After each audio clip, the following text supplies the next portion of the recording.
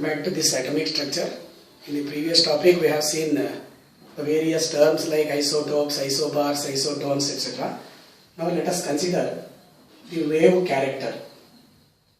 When we consider any radiation, it is behaving like a wave. So especially electromagnetic radiations, we consider the wave character. So when we consider this wave character, first let us consider some of the properties of this wave. Assume that this is the wave that is traveling through a certain medium or in the vacuum. Then we have certain characteristics for this wave. The first characteristic is called as the wavelength. Wavelength. When we consider this uppermost area, this is called as the crest. Similarly, we have one more crest here. When we consider this, the lowest position, it is called as the trough. This is also trough. So when we consider this wavelength, that it is indicated with lambda. When we consider this lambda, it is defined as the distance between the two adjacent crests or adjacent troughs. For example, if you write lambda, this is the distance between these two crests, adjacent crests. Similarly, we can write this as distance between these two troughs. So we can write this wavelength definition as the distance between two adjacent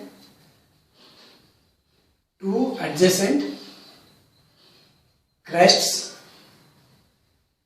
or two adjacent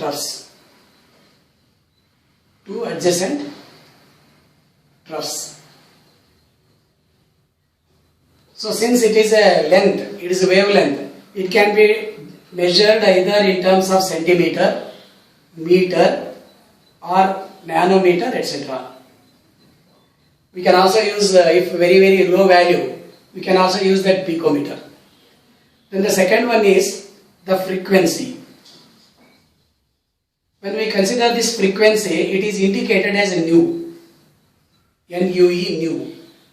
If you consider this frequency, to define this frequency, you consider this one full crest and one full trough. This is called one wave.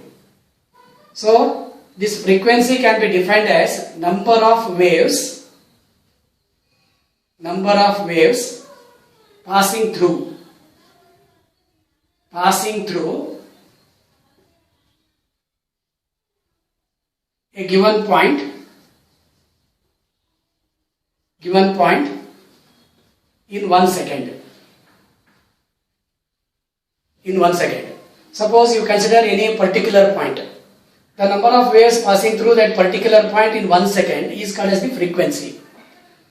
This frequency is measured as cycles per second. Or it can also be measured as hertz. The symbol for that hertz is Hz.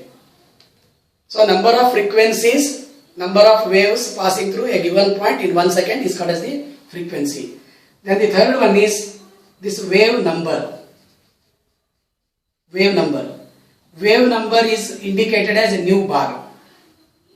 It is the number of waves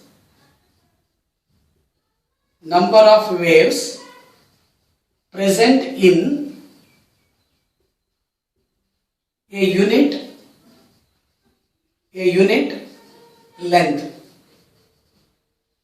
So, for example, wave number, we can consider number of waves in 1 centimeter or number of waves in 1 meter. So, in any one unit length, if you calculate the number of waves, I told you one full crest and one full trough, that is called as one wave. Then it is indicated, it is only a number, so it is a unit length per centimeter or per meter. We can write the unit for this wave number.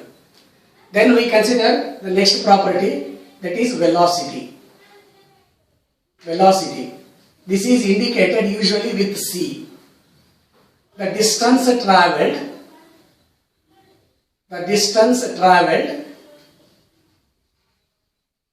by a wave in 1 second is called the velocity. So we have the relationship between this wavelength, velocity, etc. as c is equal to nu lambda. But this wave number is actually reciprocal of the wavelength. So we have this wave number nu bar is equal to 1 by lambda. From this relationship we can write this as nu is equal to c by lambda. But 1 by lambda is nothing but nu bar, therefore we can also write this as c into nu bar. So since for a given wave, light or radiation, c is a constant. C is indicated as 3 into 10 to the power 8 meter per second. Or it can also be written as 3 into 10 to the power 10 centimeter per second.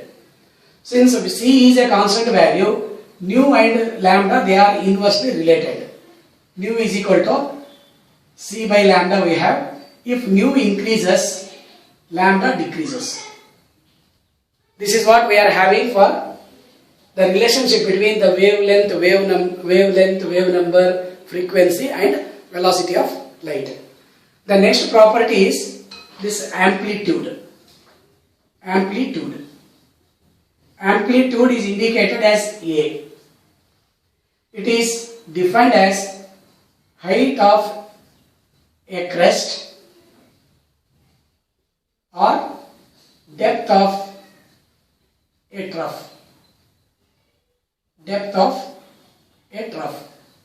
That is called as the amplitude. Say for example, this is the height of the crest, that's why it is indicated as A.